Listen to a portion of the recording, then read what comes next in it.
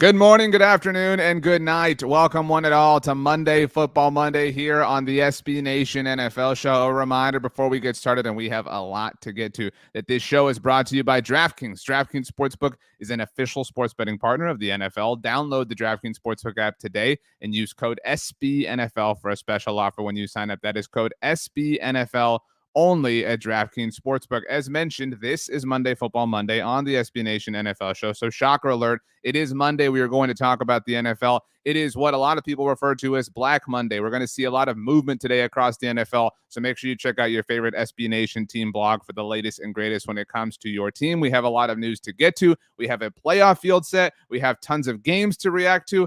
On and on and on and on. I say we are the fantastic Rachel. She is the master, the grandmaster here, running the ones and twos, as always, behind the glass here on Monday Football Monday. My name is Arjo Cha, and with me, as always, the one and only, the debonair, smooth like Fred Astaire, Pete Sweeney. Pete, welcome to Monday Football Monday, my man. You are looking fresh. You are looking like you did not have an NFL game to work on Sunday.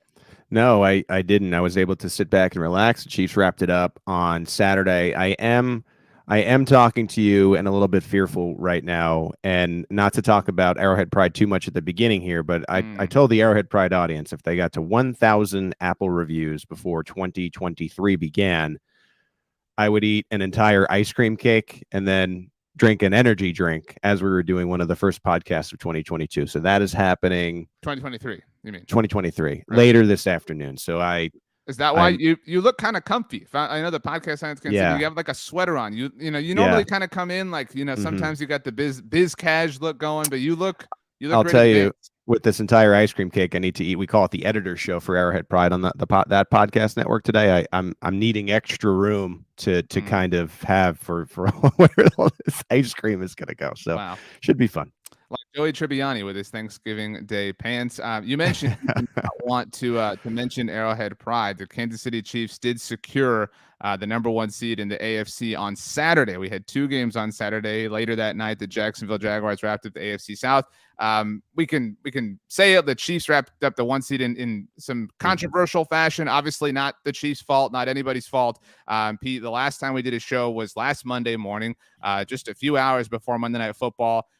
When the Damar Hamlin situation unfolded, as tragic and scary and frightening as it was, just a really long week for the NFL, really uplifting, obviously, to see him not out and about, but progressing, certainly on the right track, hopefully towards full and total health. And Sunday was a really emotional game, a really emotional just kind of afternoon and day for the Buffalo Bills at Orchard Park. So we thought, who else to bring in other than the king, the crown prince of Bills Mafia? Yes, the king and the prince, the one and only Jay Spence, the king from Buffalo Rumblings specifically at SB Nation. Jay Spence, we were talking before the show started how it kind of makes sense to have an NFC and AFC team. I've told you before, the Buffalo Bills are my AFC squad.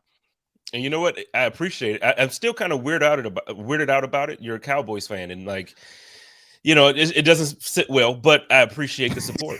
I think for me, like, there's something to your NFC team is like geographically relevant to you, but for me, it's a team that my team has had a lot of success against, right? So like, there is like no threat to rooting for the Bills. You know what I'm saying? Like it just kind of talk about a backhanded compliment. Well, no, I mean, I'm just we can all be frank, we can all be straight up. That's I'm not here to BS Jay Spence. I respect Jay Spence way too much to do that.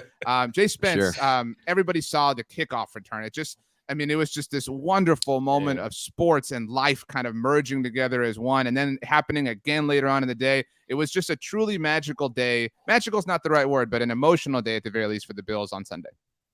It was unreal. It's just like you couldn't write a better script for a movie, and obviously I think Josh and Coach McDermott both they spoke about it after the game, where it was just like, if you don't believe in God, that proved to them that there's a God. It's just like, how does something like this unfold in a week that was so emotional, so scary? And then, to even see Damar tweeting out and posting during the game and posting a picture live from the hospital showing that he was watching and he had on all his gear and all this stuff. And, it's a magical moment for the city. It's been a rough year. I know now we're in 23, but the year of 2022 and this season has been a rough season for the Western New York community. You can go back to May. To the shooting at the grocery store, and then the blizzard that we just had. We lost 44 people's lives in Western New York due to a blizzard. There's a fire, and so it's just so many things that's been happening in Western New York. So the way everything unfolded with the Nyheim Hines too, and then just everything. The number 3 is like, I'm not one to believe in a bunch of that stuff. I don't normally get choked up on those type of things, but it's like, all week we've been seeing 3 everywhere, and the NFL has been, focusing in on the number 3. Now, it was 3 years and 3 months since the last kickoff return in Buffalo. Like, 3 years, 3 months. Josh threw 3 touchdowns. The defense got 3 interceptions. And like, they made a point to speak about that after the game, but it's just like, you look at those things and it's a surreal feeling. You mentioned that it's been like a movie, and I think you nailed it. And I've noticed something in the course of my lifetime where it almost looked like there had to be decades to pass before a documentary happened. So I'm sure we'll get this Netflix documentary or movie like in the next 3 years or something with everything that has transpired in Buffalo. But speaking of that energy, and it's real, do you get the sense that this team is beginning to have that team of destiny feel? Why or why not? I do. And like I mentioned, and there's more things I could have talked about as far as what the team has gone through this year. I feel like almost every part of the season has had some type of adversity, even going back to the owner, Kim Pegula, being hospitalized early. And, there's just so many different things that the team is kind of turned around to use for motivation and for focus. And it seems like, every year, well, not every year, but a lot of times when a major tragedy or something happens, you go back to the Saints when they had the hurricane down there, and it feels like that type of year for us. Now, will it all play out this way on the field in the playoffs? I don't know.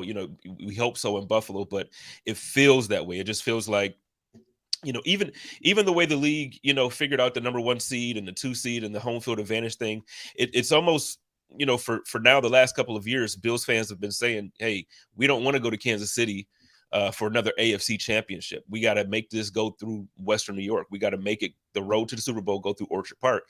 And now, we didn't win the number 1 seed because of everything that happened. But in essence, you almost have 2 number 1 seeds if you look at it like that, because we have 2 home games.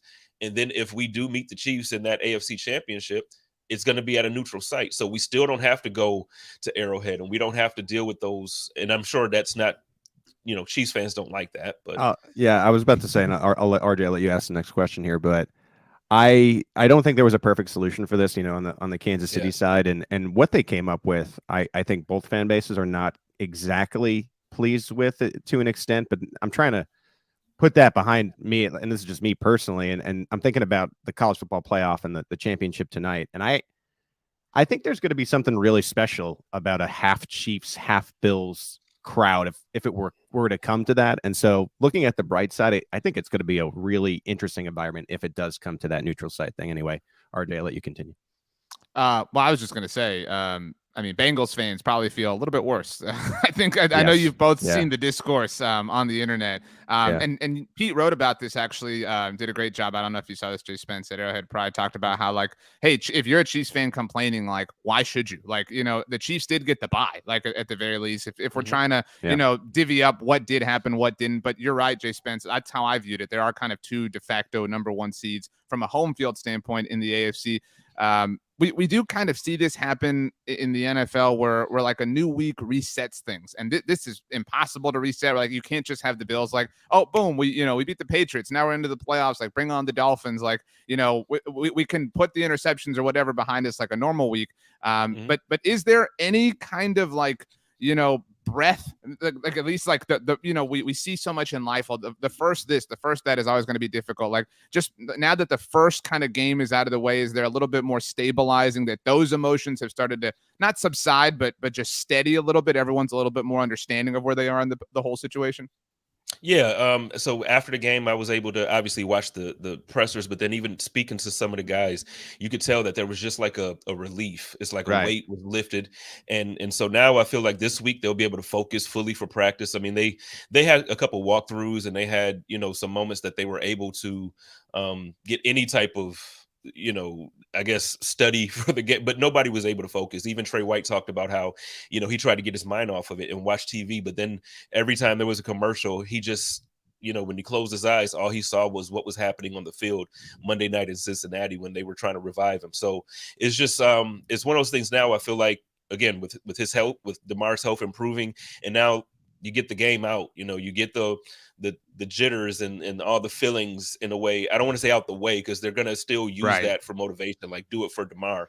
But, to get that out the way now, it's like, okay, let's refocus. Let's get a good week of practice in, regardless of who's going to be quarterback. Because I think that's going to be the next conversation when you're talking about the playoff game. Like, is Tua going to be out of concussion protocol, whatever? But you have a week now to prepare, and it's not, well, guys, take this day off, and then tomorrow we're going to do a light walkthrough. Like, you're actually going to be able to prepare for an NFL game, and I think that's going to make all the difference in the world mentally. And I mean, we saw them running into each other yesterday on defense. So, so hopefully, these guys are better prepared for this weekend coming up. Yeah, I think the DeMar situation and the emotion is going to carry its way through the playoffs. And I tend to think, and I think this is obvious here, if you don't have a dog in the fight, hello, Green Bay Packers, all of a sudden, I think that there's going to be a lot of fan bases around the league pulling for the Buffalo Bills here. And let's talk about that game. And, if Tua is able to play, right, and the Dolphins are at full strength, what's your gut reaction to having a division game in the first round of the playoffs? Oh, I love it. We were able to have one last year against the New England Patriots, and just playoff football in Western New York it's a surreal environment. It's not something that I think any team wants to come in and experience unless you are the Buffalo Bills. And for it to be the Dolphins, look, they started off the season hot. They looked like a real contender. Tua looked like an MVP candidate at early parts of the season. So if he is able to go, I think it's going to be a competitive game. We won by a field goal last time we faced them, and the first time it was a 2-point game. So it's not as if we were like blowing the guys out. But I do think playoffs just bring out a different level so far from what I've seen in Josh Allen. Every year that he's been in the playoffs, he's just performed completely different. And it's like a switch turns on and he's just a different guy. So I'm very confident. I don't want to say overly confident, but I'm very confident going into this weekend, regardless of who plays quarterback. I'm somebody who likes to look at the numbers, sort of thing, like the coincidences and have fun with it. The DeMar thing is very serious, and like I don't mean to make light of it in any way, but I do find that to be a fun kind of just thing to look at in life. A field goal, and that was a really memorable game, that Bills-Dolphins game, obviously 3-point victory. This is the third time the Bills and Dolphins obviously meeting. There are 3 games the Bills have to win to get to the Super Bowl. And in that sense, it does kind of feel like, we were talking before we started recording, like other teams we root for. I'm a San Antonio Spurs fan, and I reference this a lot. The 2014 Spurs, it felt like they showed up after they lost the finals of the Heat the year before, like for no other reason. Like it was not about the regular season. It was not about the Western Conference Finals. It was literally they showed up to beat the Heat in the finals. Like that was the pure and total goal all season long. And the Bills have kind of had that energy. And I recognize that last week, obviously, took everything apart as far as focus for the playoffs and silly things that become trivial in the grand scheme of life. But does it feel like that? Does it feel like, look, all this was fun, all the great moments, all the Josh Allen hurdles, but like we literally have been waiting since the coin toss for this moment, and it is finally here. Yeah, and then and even to your point, all the threes, but then also just everything else, like I mentioned earlier, that's been going on this year. Right. The Bills lost a home game, the week before Thanksgiving because they had to travel to, and it just seems like they're finding ways to win with minimal or the normal amount of preparation. They're the coaching staff, and I get it. Like we could always say Andy Reid is a coach of the year contender. We can always say certain people should be in that conversation, but Sean McDermott. Just the amount of things that the Buffalo Bills have had as distractions this year, for him to overcome those things and then, lead this team to a 13-3 year, possibly 14-3, or, however that game would have gone. I just don't understand how he's not mentioned more, and with that being said, yeah, the numbers and the destiny and all that stuff, man, it really has that feeling, man. I don't know how to shake it. Cause like I mentioned earlier, I'm not the guy to look at those, the numbers and play. It's like, okay, yeah, that's a coincidence. It's cool. but it feels like it this year, and it almost feels so obvious that if you don't talk about it and you don't acknowledge it, you know, something's wrong with you. You know, because it just feels so obvious. Yeah, you know what? I want to touch upon something that you just mentioned, where you had a year where I think Mike McDaniel was a hot name for the coach of the year, and now it looks like it's going to go to Brian Dable. I know Nick Sirianni is going to be in that mix, Kyle Shanahan, et cetera, et cetera.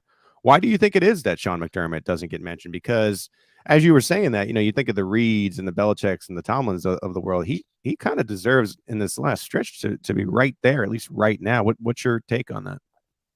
I just always feel that the small market teams really do kind of get overlooked, and until you do win the Super Bowl. So, like for instance, I know Andy Reid has he's had that consideration, but Yeah. I still feel like prior to winning the Super Bowl, they would talk about him in a way where it's like, yeah, he's good, his offense is always good, but yeah, you're right. and then when you get over that hump, so I feel like if this is the year of destiny and the Buffalo Bills do finally bring the Lombardi to Western New York, I think going forward, people will look at Sean McDermott in that light. But yeah, it's just like this year, like I said, this is actually like the third week of the year where they weren't even able to have practice, like full practice for the week. And, just I get it, special teams, 2 touchdowns and blah, blah, but they beat the Patriots by 2 scores. Like it's just not normal to see a team ill prepared come out and perform the way that they do. And he remains focused and he keeps the team focused. Tremaine Edmonds talked about it after the game, where he was saying how, nobody really could focus. And the fact that Sean McDermott, he showed his emotions, he showed how he felt about everything, but still was able to get the team on track and perform this way. I just think it's a shame that he's not mentioned in these conversations. Even if he doesn't win it, at least talk about the man in that way. But yeah, no, we'll see. We got to win one. I think you guys are really on point. Everybody loves the underdog story of the small market teams, and obviously I cover the biggest biggest spotlight team when it comes to the Cowboys. So like total opposite end of the spectrum. But and then when you do, you coast on easy street. I mean, Patrick Mahomes and the Chiefs have justified that, but nobody talks about the Bengals, right? Like nobody. I mean, and I'm not trying to sit here and say they're better, whatever, this and that. But Bengals and Bills both deserve a lot of love. Neither team gets as much hype, say, as the Chargers, right? But Chargers are in Los Angeles. It's kind of a different situation. Jay Spence, the King, you're the man. Thank you so much for joining us. Buffalo Rumblings, great, phenomenal job last week, obviously amid some seriously trying circumstances. If it can't be the Cowboys, let it be the Bills. Jay Spence. For sure. Now, you know what? I actually hope it is the Cowboys and the Bills. I hope they get there. Because not because I like your team. I hate them, but I want redemption from the 90s. So what? I hope that happens. That would be part 3. Cowboys Bills. Exactly. Third one. So I'm just that's my pick. Is that Buffalo? Is that Buffalo fan who's shouting into the camera still with us? Because if he is, he needs to come back and do that again. Wow. He is still around. We could get Mark. We could get him around and do it. But no, that's my pick. Bills, Cowboys, Bills win. I love most of that. Jay Spence, thank you so much. You're the man. Have a great day. God bless.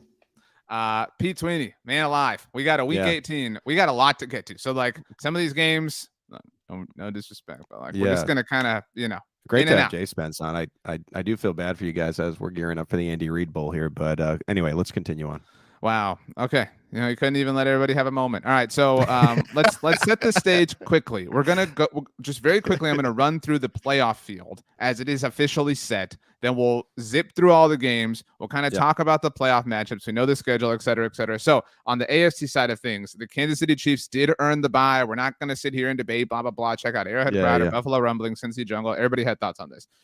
Kansas City Chiefs are the 1 seed. They are off for the week. The Buffalo Bills, the 2 seed. The Cincinnati Bengals, the 3 seed. The Jacksonville Jaguars, as mentioned, did win the AFC South on Saturday night. They are the 4 seed. The LA Chargers, top wild card in the conference with a 10-7 record. They're headed to the playoffs, obviously. They have been for a while. Baltimore Ravens sit at number 6, and the Miami Dolphins, thanks to some help from the Buffalo Bills, will be the 7 seed. The Pittsburgh Steelers fall just shy of that. On the NFC side of things, it took the Eagles 3 tries, but they did clinch the number 1 seed in the NFC East, so they're off for the week as well. The 49ers at the 2 spot, the Vikings, who everybody hates, the 3 spot. The Bucks, with a below 500 record, are the NFC South winners at the 4 seed. Cowboys top wild card with 12 wins. The Giants at the 6 spot, and the Seattle Seahawks, who picked up help on Sunday Night Football from Dan Campbell's 3-1-3 Detroit Lions, are the 7 seed. All right, let's Cowboys and the Bucks on Monday night.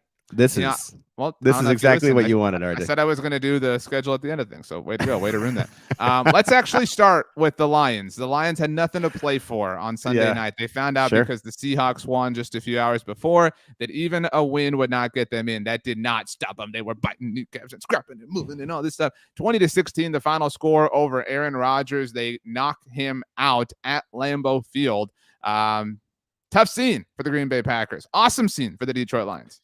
Yeah, I think there's a parallel because we're trying to move fast here, RJ, and so I'm gonna make an executive decision and combine these 2 teams together. I think there's a parallel here. You're explaining what you're going to be doing, so you're taking up more time in that. Yes, yeah. So I'm going to explain it first, and then I'm going to divulge into what I'm doing, and then we can talk more about it. So I think the Steelers and the Lions are two organizations that are very similar here. The Steelers, of course, had a 28-14 win over the Browns. Were in the mix at that time because the Dolphins win. They are not in the playoffs. And then you had the Lions, who found out before, a little bit different situation, because they knew essentially they themselves had nothing to play for. But when you have a chance to knock out the division rival Packers, and also too, and I think this is big for the Steelers and the Lions, that's why I brought them up together, finish above 500, right? Because Mike Tomlin and that organization has been one of the organizations that teams like to model themselves after. And it's just been a decades of excellence here under Tomlin. And I think this is a new era, certainly, as you get past Big Ben, but there's so much promise there, right? This is an old guard team, but now they're young again. And I think you're starting to see things from Kenny Pickett, the Pickett to Pickens connection. And then in Detroit, you just came short of making the playoffs. A lot of that was your fault by faltering later in the year. Seahawks who got the ticket over you. But this is still a massive organizational win. And it is for that AFC team and the Steelers, and it is for the NFC team and the Lions, where it's like, okay, you guys will be out of the postseason dance, but you're 9-8, and you are going to be right there next year. And I think both of these organizations in different ways needed this type of finish. And 9-8, I know it's a moral victory in a way, but 9-8 is just it's a completely different field than 8-9. And so I think for these 2 teams to finish like that, they look forward to 2023. It's just, you feel good about the way things ended. And then, of course, RJ, I know you were happy to see Aaron Rodgers not make the postseason. Yeah, just real tough scene to watch. And you know what? This burned the NFL, right? Because they wanted that. That's why they scheduled this. They knew that the Lions may have known that they were eliminated. They put them here anyway because they wanted to get that moment. Aaron Rodgers punching his playoff ticket, RELAX, we're going to run the table, blah, blah, blah. Couldn't even put up 17 points, Aaron Rodgers. I agree with you. As far as the non-playoff teams in each conference, I think the teams I feel the best about are the Lions and the Steelers. They both, different, sort of rides to this point, but showed a lot of grit, a lot of resiliency, whatever you want to call it. This was awesome, and the Lions are really, really likable, right? Like, who is out there that doesn't like the Lions? Everybody, unless you're like a Vikings, Packers, or Bears fan or whatever. Justice Mosqueda was like all in his emotions. I don't know if you saw any of his tweets on Sunday night, so I'm very interested to hear him this Wednesday here on the NFL show. But really, really impressive win from the Lions, and really just kind of some weird officiating. I know people think like, oh, the league favors Aaron Rodgers. Quay Walker also, what are you doing, dude? Pushing a trainer. I mean, for the second time this year, and I know he tweeted about it. He apologized. He said it was unacceptable. Kind of everything you expect him to say, a solid apology. But dude, you just cannot do that. Like that. There are some things that there's like football stuff you can't do, but like this is like no human can do this. Like it's just a really, really tough scene and tough way for the Packers season to end.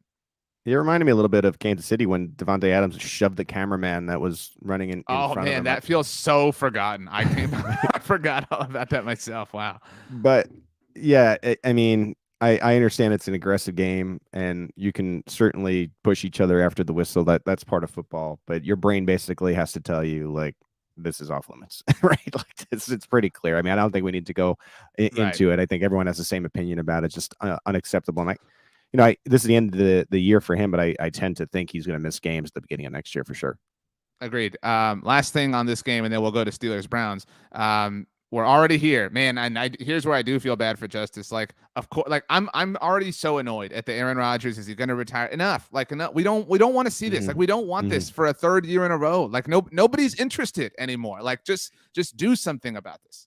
Yeah, this is. I mean, I can just hear the offseason morning on ESPN. Good morning. Is Aaron Rodgers coming back or is he not? And it's going to be that way for the next 3 months following the Super Bowl, right? Starting in like late February, early March, and we'll have to just kind of go through that storyline. And hey, RJ, I mean, you've lived this through the Dak situation where it's just every day there's a small update that because there's no football that they talk about for the entire day. But yeah, gear up. This is going to be a repeat of last year for sure.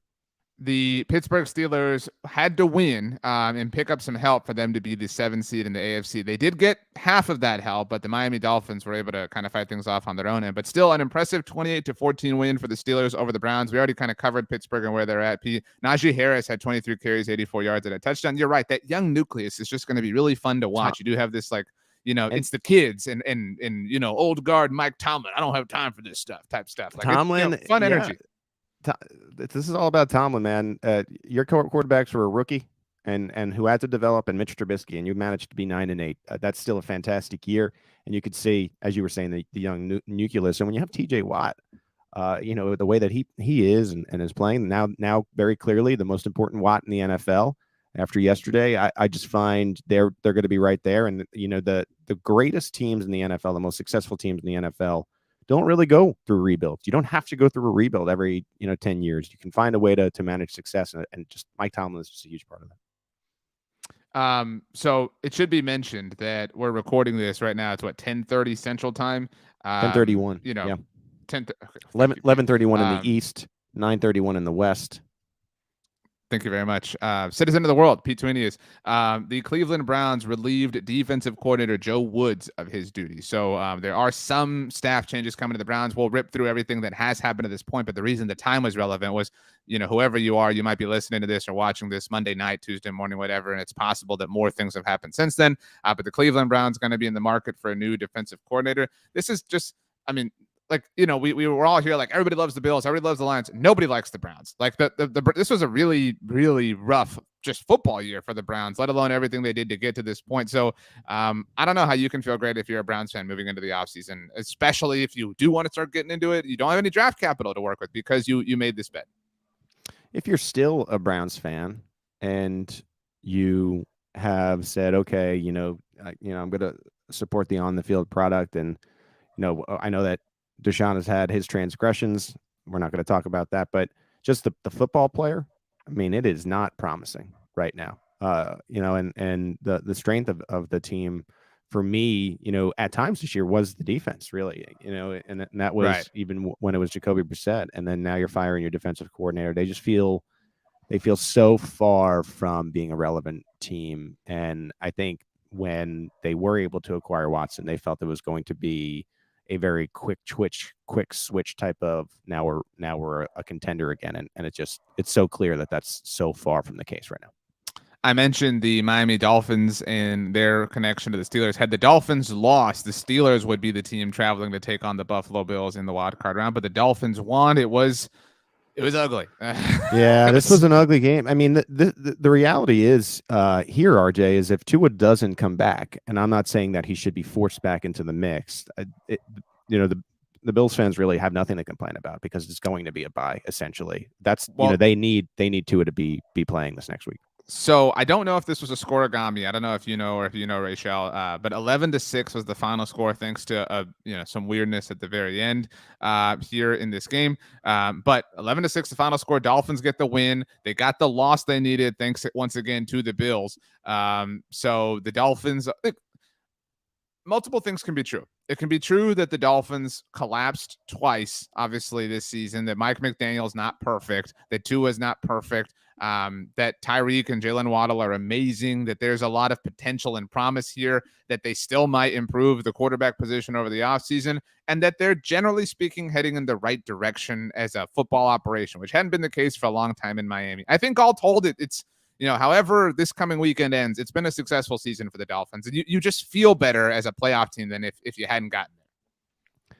Yeah, and it seems like a team, and for a lot of reasons, right? Because they've had their own issues all year, especially everything surrounding Tua. It feels like a team that backed into the postseason and will have a quick, like I said, unless Tua plays, and I'm not saying he should if he's not ready to go, this is going to be a quick exit. But you're right. I think there is something to build on in being a playoff team and being able to play in this game. But, it's just hard to imagine this is going to be anything other than the Bills controlling the game from start to finish this weekend.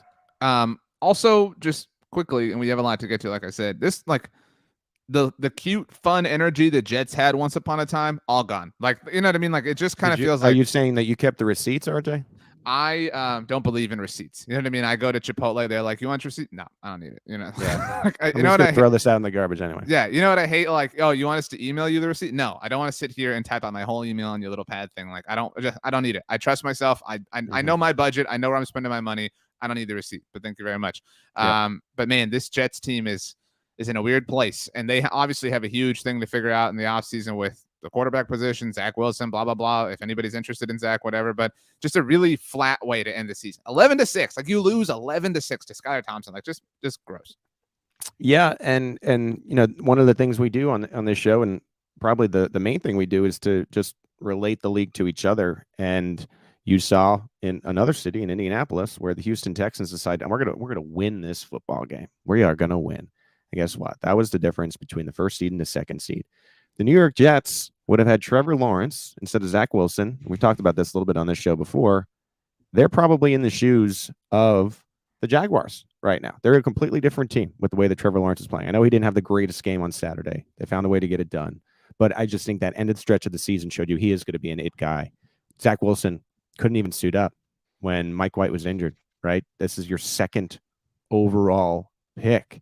These wins that you get at the end of the season, Texans, really do matter.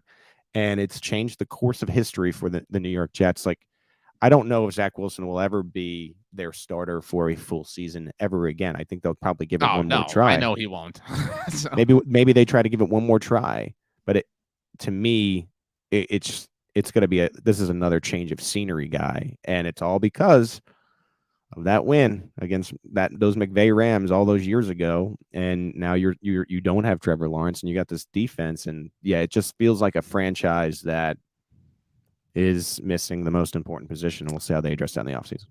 Let's do one sentence on the Saturday games, and like I said, we'll try to get through the games and set the template for the way the league looks right now. The Chiefs won 31-13 in Vegas. One sentence, Pete Sweeney, go. The Chiefs finally played a complete game of football in all three phases. My sentence so I agree with you, so that's not my sentence though, but my sentence is the Chiefs always find a way to be very good, which is different. Like, you hear the term like they found a way, like the Chiefs always find a way, but to be very good, like there's a difference in those things. Sorry, I don't know what happened to my throat there. One sentence. That was an interesting. We're big on noises at the end of this show. We're at the halfway point here. That was an interesting noise. The Jacksonville Jaguars won the AFC South Bowl 20-16. My wife and I were watching Glass Onion while this game. I had this game on the old iPad. Movie was great. Highly recommend. I will always think of the Knives Out sequel. It is. So that's what I'm saying. Like, I'll always kind of think of the Glass Onion and everything, detective and everything. Like when I think of this Jaguars team. So one sentence on the Jaguars winning the AFC South between you. Well, how about Josh Allen found a way to get it done on both days this weekend? Not your best work, but the one sentence game is tough. I had something there. I will say my sentence is the Jacksonville Jaguars are the best team in the AFC South. Like that's how I feel about them. Like they're very clearly the best team in the division, but like that isn't saying a lot, and I give them full credit for it, but like the division just stinks out loud, man. I think they cut a break here. I just feel like if Ryan Tannehill plays in this game, the Titans, as they do, muck it up to the point of finding a way to win. The Atlanta Falcons put up 30 points in their regular season finale, 30-17 against the Buccaneers. The Bucs finish, as noted earlier, with a below 500 record. They will host a playoff game. Miss me with all this stuff. We already know the rules. We don't have to relitigate this. This morning, I don't know if you saw this just now, Pete, Falcons defensive coordinator Dean Pease has announced his retirement. So the Falcons are also looking for a new defensive coordinator. Just kind of a whatever day. I mean, like for the Falcons, like what are you doing? I mean, cool. I mean, you damaged your draft. Usually when they announce that, it kind of says to you, well, Arthur Smith is being retained. Not that was a huge question, but there was a little bit there. And so there always has to be a fall guy when things are not going well. And Atlanta has those, but in their announcement, that means that Arthur Smith is staying for another round here. I am so interested to see who the Falcons are going to be next year. Like with Kyle Pitts, obviously Calvin Ridley's not there, but like Calvin Ridley, by the way, will be on the Jaguars next year. Like that will be interesting to watch. But like, who's the quarterback of the Falcons? Is it Desmond Ridder? Like, whatever, blah, blah, blah. It's got to be Desmond Ridder that's in a competition with a veteran, correct? Right? Like one of those Baker Mayfield. Or maybe like a Ryan Tannehill or somebody who kind of like winds up there. Yeah, I can see that. We'll talk about the Bucs when we get to the playoffs. Just kind of trying to tie a bow on all this stuff. You talked about the Houston Texans. Let's go ahead and get there. The Houston Texans somehow, some way. I mean, this if they had been like, I guess they were though, but like if they had been trying to win, this would have been an incredible win. Like, like you know what I mean? This was I don't know how much of this you saw. I know you were obviously kind of red zoning it up. Yeah. But like this was a thrilling football game at the very end. Houston Texans score a touchdown down by 7, go for 2. Analytics love it. They get it. And they beat the Indianapolis Colts. What a shocker. The team that RJ said sucked went 4-12-1. So just to be very clear here, they didn't even beat the Texans at all this season, the Indianapolis Colts in 2 tries. But the big story, as you mentioned, the Houston Texans knocked themselves out of the number 1 overall pick. They will pick 2nd in the 2023 NFL draft. They do have Cleveland's pick as well. And on Sunday night, as the regular season was wrapping up, they announced that they are firing Lovie Smith. 2nd year in a row that they have fired a head coach after his first season with the team. 2023 will mark their 4th head coach in 4 seasons. I think this was a little bit of Lovie Smith sticking it to the Texans and said, look, we're going to win this game. And you could tell he really wanted it. I think he knew he wasn't coming back. And he gave the pick to his old team, the Chicago Bears. And this from Stephen Holder, and I think this is relevant to your whole take on the Indianapolis Colts. Stephen Holder, of course, of ESPN. I am thoroughly convinced Chris Ballard is coming back next season. Everything I continue to hear very strongly suggests statements that affected by Jim Irsay are true. Nothing's 100% until I see who they hire as a head coach. But Ballard returning is absolutely my expectation. Stephen Holder is pretty good. So Ballard will stay. We'll see who they hire as a head coach. I imagine this Jeff Saturday thing will not continue.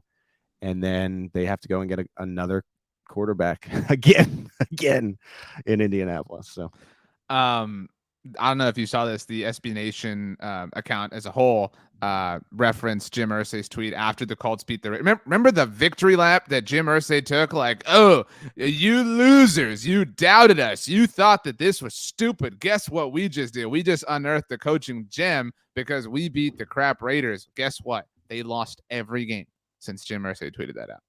Every game.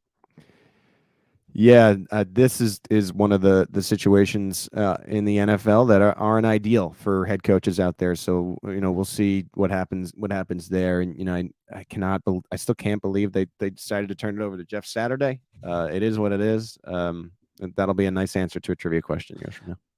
The Texans, as noted, do not have the number 1 overall pick. They do not have a head coach. I tweeted this. They do not deserve to be an NFL franchise. Like people take this as like, oh, so you think Lovie Smith is awesome? I think Lovie Smith was set up to fail. I think David Culley was set up to fail. Like this has been a really unprofessional at best operation that the Texans have been running. I mean, how can you feel comfortable with what is happening with this team right now? Yeah, I think you're right, and this is where the coaching carousel gets interesting. some coaches that are out there, like a Sean Payton can pick where he wants to go in a sense. Whereas you have head coaches that are, or candidates that are going to be out there. And we go through this in Kansas City with Eric Bieniemy, where it's like, he's desperately, hoping for a chance here. Do you take a Texans job? Because sometimes you may get one shot at this. So I think there's a nuanced thing to watch with the coaching carousel of these candidates, whether or not they feel like it's in their best interest. Because Houston, for me, just with that whole organization, it's not a job I would particularly want. And I think you need to evaluate that, especially if you have options. I agree. We'll see if they go down the Josh McCown road, which is obviously where they've tried to go several times. Really quickly, do you feel like the Texans should be relegated and the USFL champions, the Birmingham Stallions, should be able to play in the NFL next year? I know that this is your first season, like, legitimately following the Premier League, so you feel like really cool because you get to kind of reference this now. This is an old and tired joke. But if we wanted to relegate the Texans, you know what? Promote tonight's winner, Georgia TCU. I'm fine. You know what I mean? Like, that's where I'm good. Okay. I don't need this Texans. I actually, like, I feel for Texans fans because it's a hard thing to, like, give your fandom to a team that, like, feels like, where you feel like they don't give it back to you. Stats, BLG and I were slacking about this, like, talking about something. And BLG brought this up, like, what a horrible, like, you crawled through all this sludge all season as a Texans fan just to be like, okay, we can have the number 1 overall pick, to start watching highlights or film or cut-ups or whatever you want to do. And they took the one thing that they, and if it was Lovey, good for Lovey. But you get what I'm saying? Like, that's just a really hard way for the rug to come out from under you. Yeah. And I don't know where they go from here. Like I said, it's just not an attractive place to be. If you are someone who's an up-and-coming coordinator, you really want to go to Houston, you might as well stay where you're having success that's led you to this interview.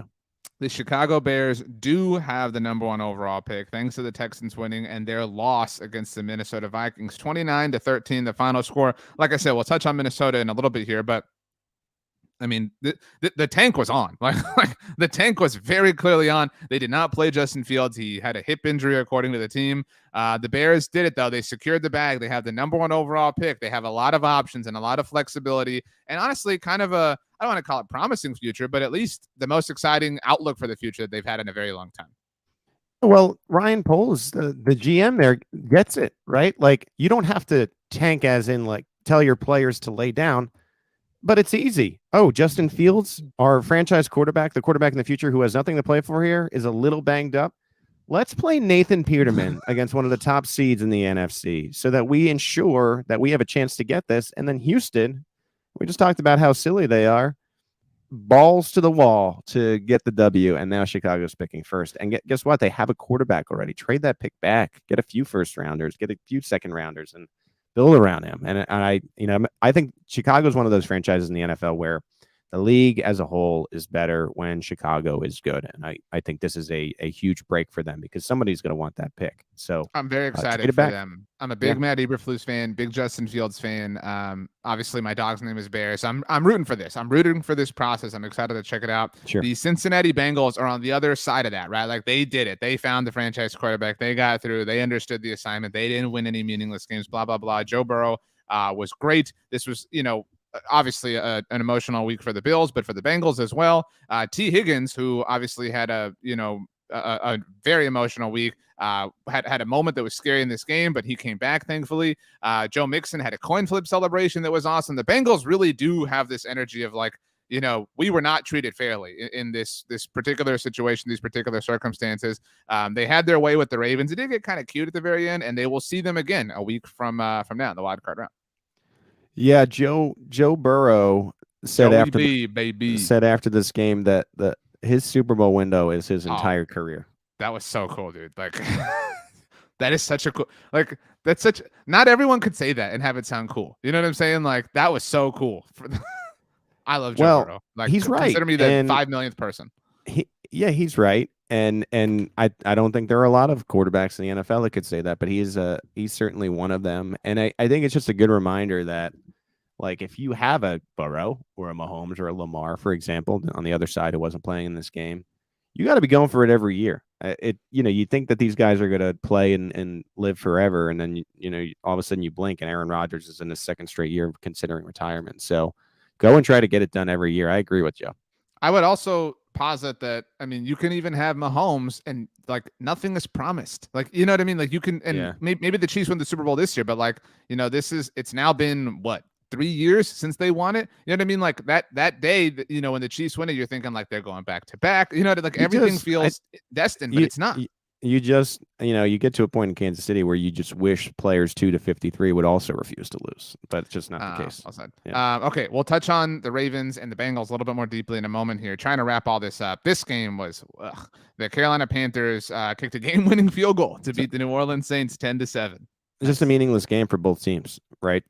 And you kind of thought Carolina would win because they've had a nice end to their season. They flirted with actually making the postseason, which is unbelievable with what they did. So we'll see what happens with them. And then New Orleans, another hum ho, whatever year after Sean Payton. It's just these are two franchises that are kind of caught up in that Vikings middle that we used to talk about, where I just sometimes you win too many games for the amount of legitimate pieces that you have in the organization.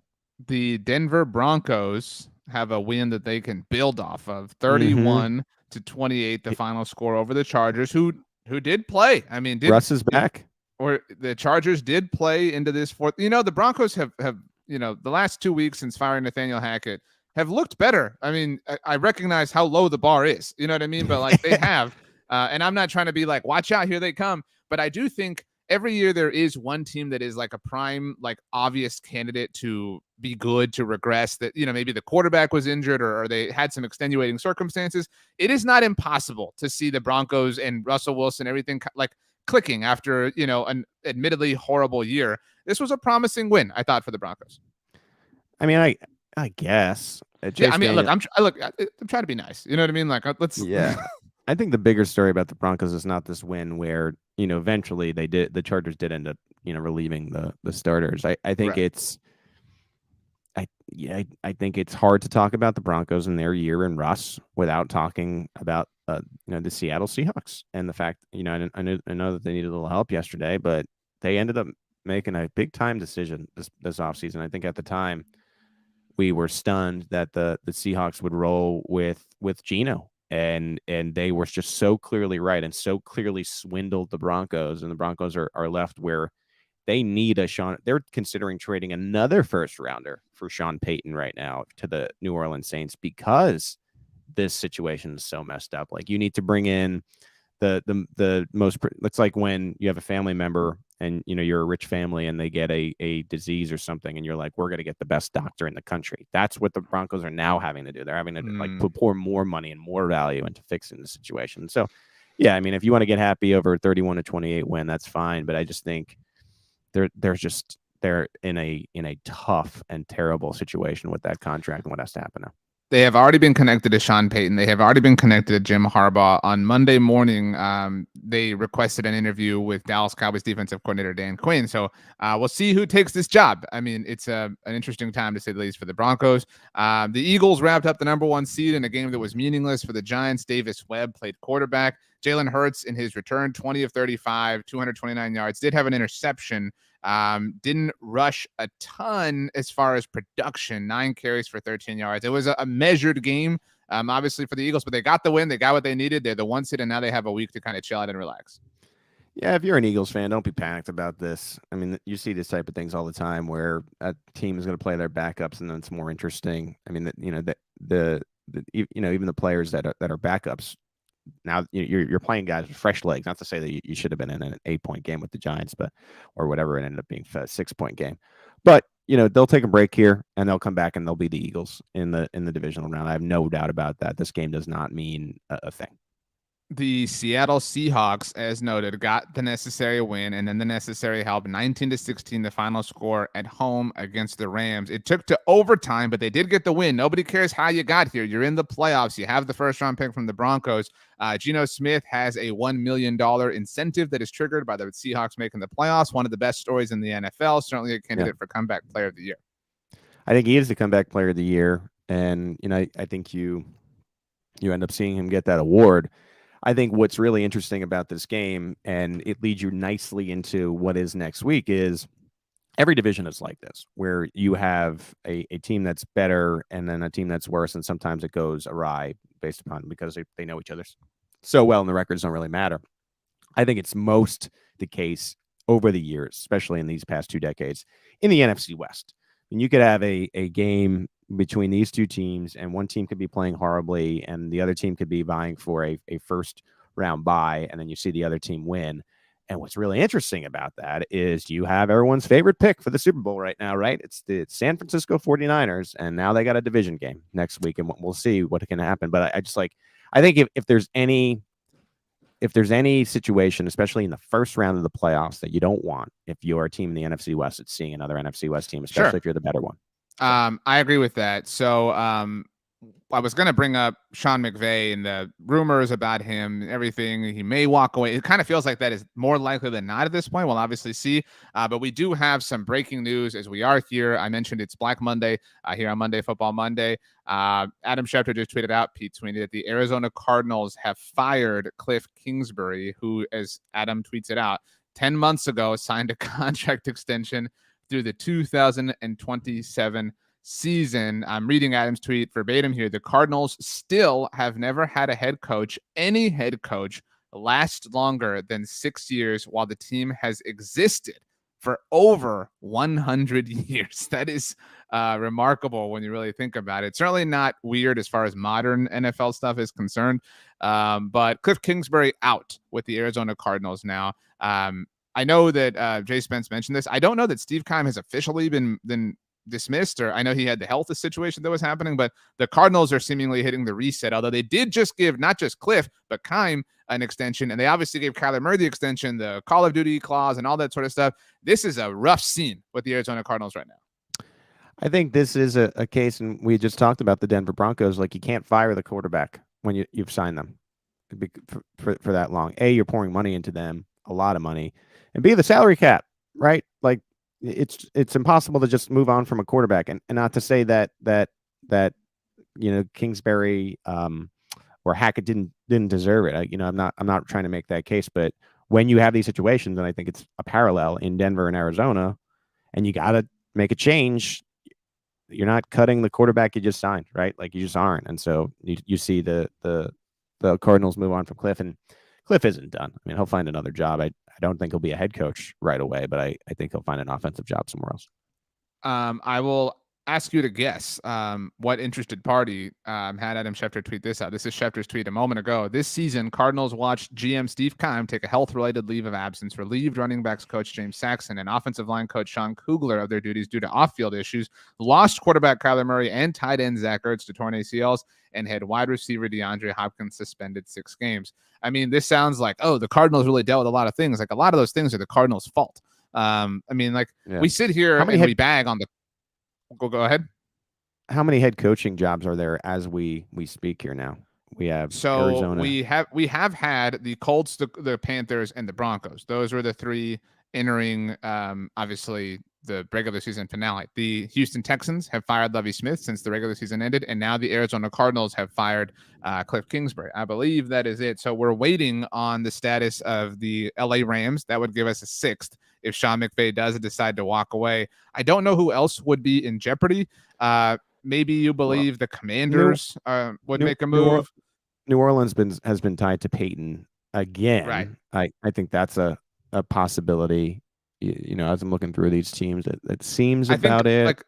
I think maybe if we're reaching possibilities, are the Commanders, the Saints, maybe the Jets are sick of Robert Saleh and just want a whole reboot. That would be a mistake in my mind. The Titans and Mike Vrabel, maybe, you know what I mean? No. Again, I'm trying to reach, but at this point we have 5 noted or 5 established openings. The Rams feels like the most likely one that doesn't exist yet. It's just wild that every year there's 6 or 7, like without fail. Like it's and we're gonna be right there again. It's also wild.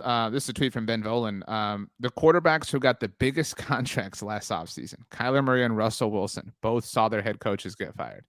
The quarterback is the most important position of the game, obviously, but you cannot let your quarterback run your team. That is a mistake in a lot of ways. And the Cardinals did that with Kyler from day one. You know what I mean? In bringing Cliff on specifically because they were going to draft Kyler. I mean, it's just, man, tough scene.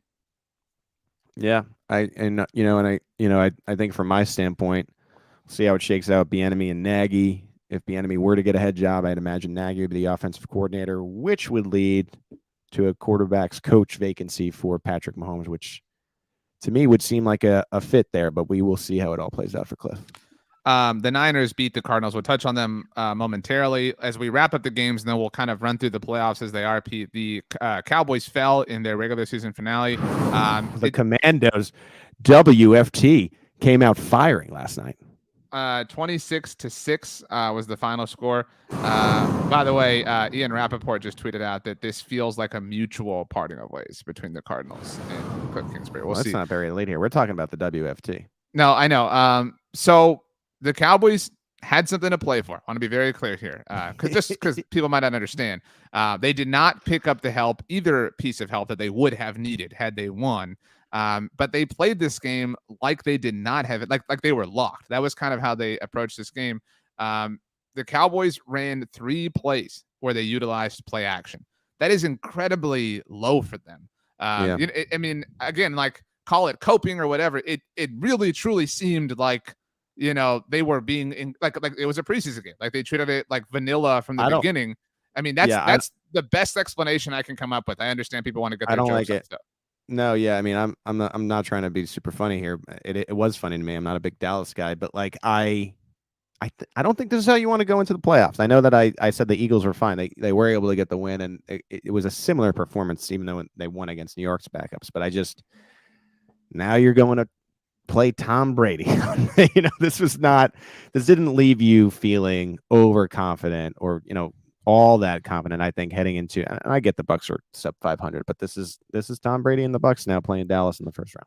I would only offer that Dallas in Week 18 last year played, call it for momentum, and they won 51-26 in a meaningless game in Philadelphia, and they went into the and that's not to say like, oh, it blew up in their face last year, so like they're destined to win the Super Bowl this year. All it is to say is like, and like in a league that is over 100 years old, as noted by the Cardinal situation, like you can find an example to prove anything, right? Like players or teams who rested or didn't rest and how it did or didn't work out for them. So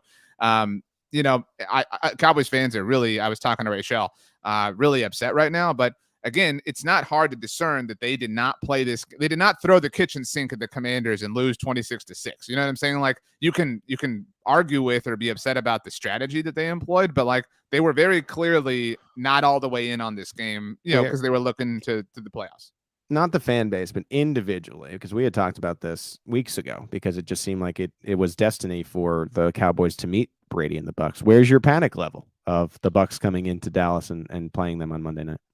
They're not coming into Dallas. That game is in Tampa because the Bucs. Oh, that's right. Excuse me. I'm sorry. Yeah. See, that has always bothered me, and I had a Freudian slip there because it annoys me to pieces that a 12-5 team has to go to a sub 500 team.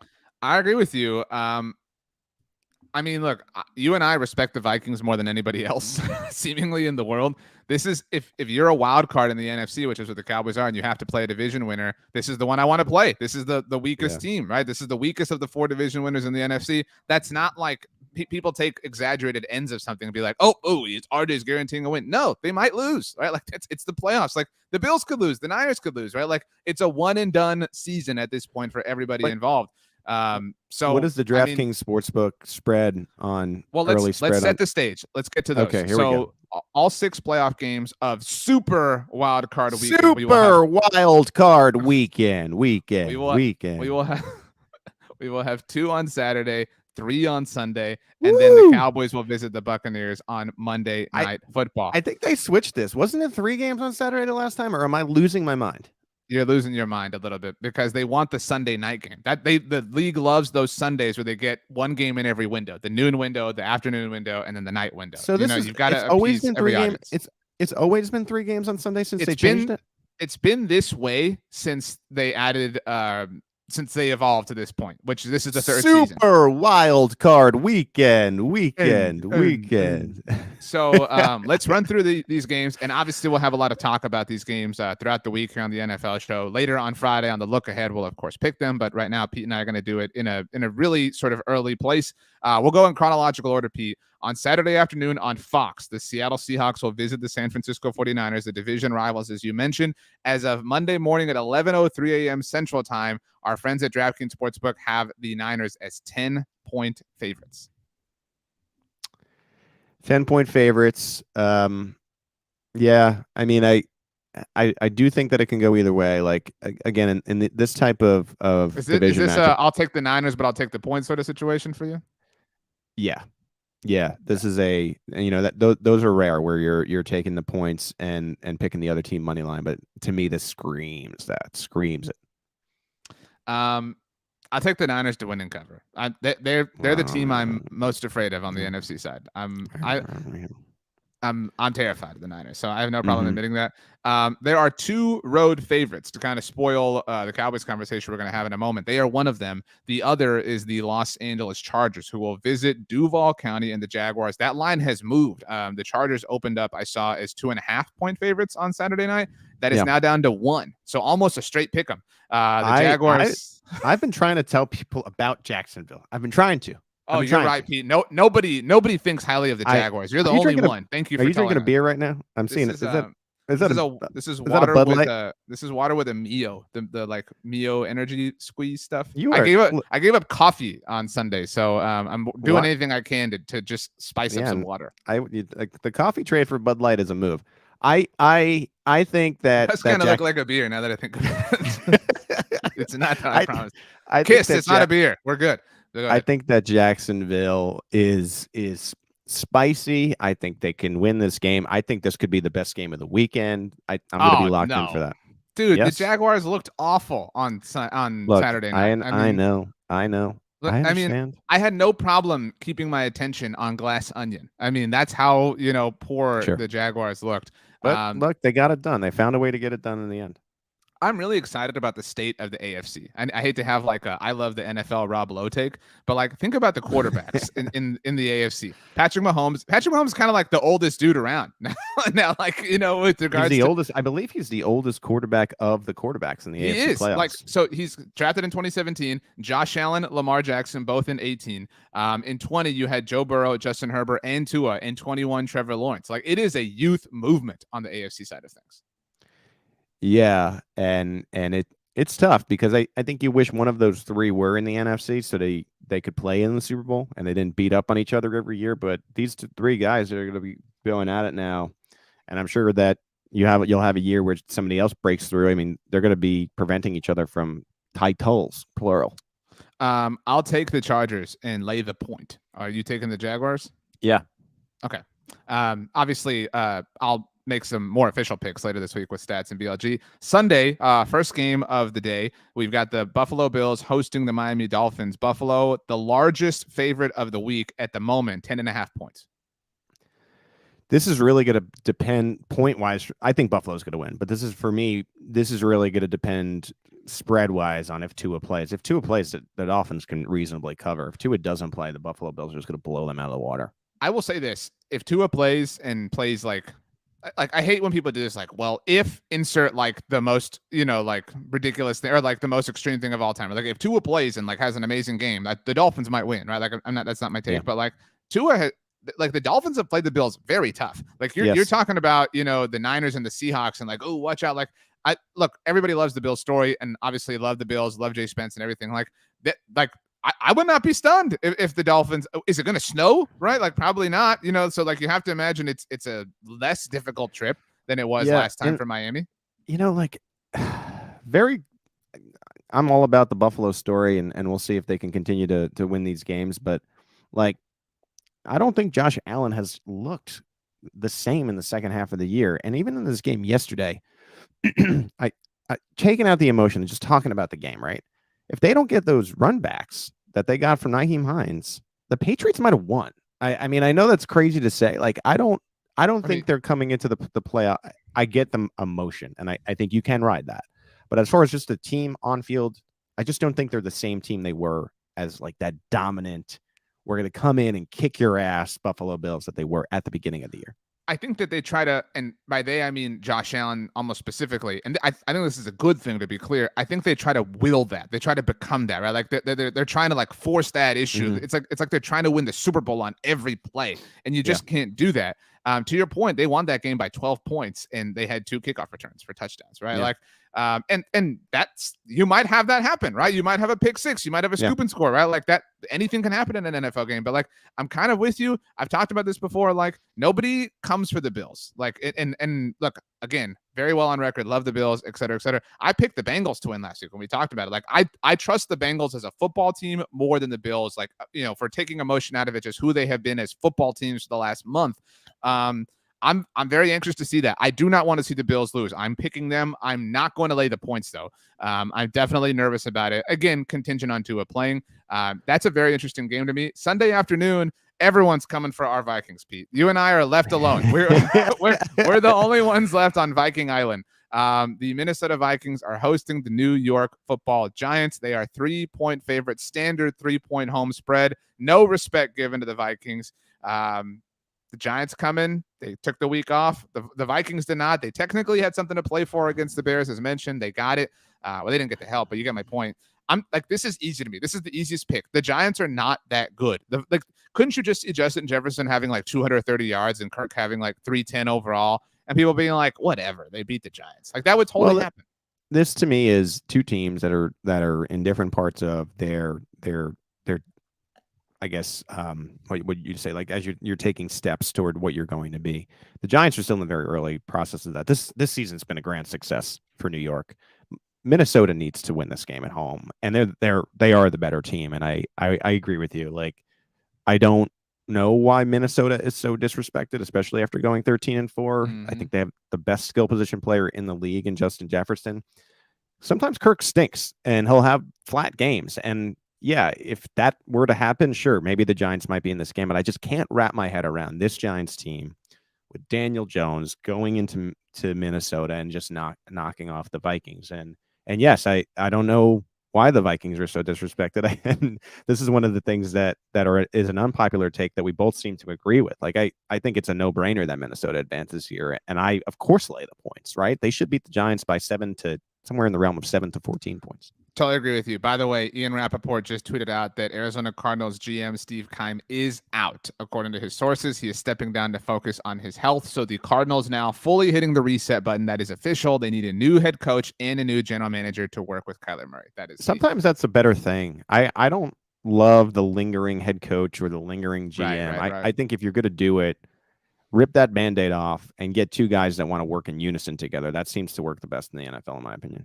Two more, Pete. The Bengals and Ravens will square off once again in the jungle. Second straight week. The Bengals 6.5-point favorites in that game at the moment, according to our friends at DraftKings. It remains to be seen whether or not Lamar Jackson will play. That is the obvious X factor of all of this. Yeah, Lamar Jackson needs to play for the Ravens to have an opportunity to win. If he doesn't, they're not going to win. That's the most obvious thing we probably said on the podcast today. I think that if he does play, this is another division game that is interesting, where it becomes a little bit more coin flippy. So Jackson were to go, I'm sure the spread would come down a bit, but I'd be more apt to take the points. I still think the Bengals find a way here, right? Because they are the better team and they have the better quarterback. I think Joe Burrow is better than Lamar Jackson right now, especially if he'll be coming off of injury, where I don't imagine if he were to play, he'd be 100%. So I'll give the edge to the Bengals. If Jackson plays, I'd probably take the points. Finally, I spoiled it a little while ago. As noted, the Dallas Cowboys will visit the Tampa Bay Buccaneers on Monday Night Football. If it's in Boca Raton, the Buccaneers, absolutely.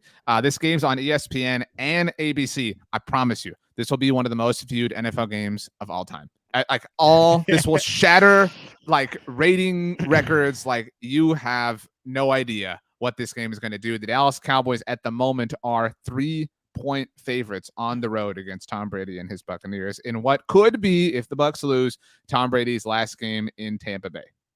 So I did look this up as we were talking, and I was not as confused as I thought, because Super Wild Card Weekend used to have just Saturday and Sunday. And so there were 3 games on Saturday and 3 games on Sunday. So that was why I was confused. But last year, 2 on Saturday, 3 on Sunday. Oh, you're right. The first year it was 3 and 3, but last year was the beginning of the Monday night game, which I actually like. I don't like it from a standpoint. You're wrong. I don't like it from a standpoint of the rest thing. but I do like having a primetime Monday night game that I look forward to all Monday. It's possible, I like the Bucks. It's possible. Like, just quickly, if things go the way you and I have predicted, as an example here, right, where the other two NFC winners would be San Francisco and Minnesota, if the winner of this game would travel to Philly, so in the divisional round. So then you're talking about whoever wins this game has the shortest amount of rest possible, coming off of a Monday night game, visiting the team coming off of the longest amount of rest possible, coming off of the first round bye. It's a stupid thing from a competitive standpoint. I don't like that. But Cowboys fans, the ones that are not, super panicked, are quick to note that the Los Angeles Rams did win the Monday night wildcard game last year. They, of course, went on to win the Super Bowl. Yeah, I really think that's unfair. You just laid it out really nicely. And so from a competitive standpoint, whatever, but this is the NFL. And, as we remind people all the time, this is a business. And when I say business, the S's have dollar signs when I'm talking about it. Anyway, so this is a moneymaker. And you're right. It's going to be really, really a game that everybody tunes into. And I'll take the Bucks here at home. That's probably going to be a hot take. I know a lot of people will take the Cowboys. Brady at home in the playoffs. I know, and I didn't, like I said, I kind of described why I didn't love the Cowboys coming out of this game on week 18. Not that it mattered last year the other way. So we'll see what happens, but I'll go with the Bucks here. I think that is short-sighted. I think there's going to be so much. No, like the same way you and I are honest about the Vikings, there are a lot of people who are not going to be honest about Tom Brady. They're going to be like, "Oh, it's Tom Brady." Like, are we all going to sit here and say that Tom Brady's played remarkable football this season? Like, you know what I mean? Are we? Does anybody really believe that? I think he can turn it on and play some inspiring football. Not that this matters as much to him as the final run with New England, but this is going to be it's potentially his last game as a Buck. Whenever the Bucks are done, even if they were to somehow go on a miracle run and win the Super Bowl, I do not think Tom Brady's going back to the Bucks. So we'll see if that propels him to play a little bit better. The protection has to be better. The receivers have to, I know that Mike Evans ended up leaving this game yesterday with an illness, so you got to have your full lot of weapons. But I think it's good. What is it? A 3-point game? A 3-point at the moment? Yeah. Like that can go. That's a coin flip game, and I'll take Brady over Prescott in that. It's a 3-point game with Dallas on the road. That's important to note. It's not a 3-point game the way the Vikings are at home. Are you taking my coin? Are you taking my coin and my coin flip and kicking it right now? A little bit. Last actual thing here. Derek Clausen of Football Outsiders tweeted, "The last man standing in Arizona is the gamer." Just something to think about. That is wild. Like that of the three, Kyler Murray is the one who had the clause about video games or whatever put into his contract, and he is the last one left. Rachel, I would not envy that. Why are you interrupting Rachel? I would not. I'm just saying that would not. If I was a hot candidate, I'm not for a GM or coaching position. No, I don't want to go to Arizona right now. There's no team. Like, do you want to go to Indianapolis or Carolina or like what is the spot that you're like, I can't wait? If the Rams come available, like there's no spot.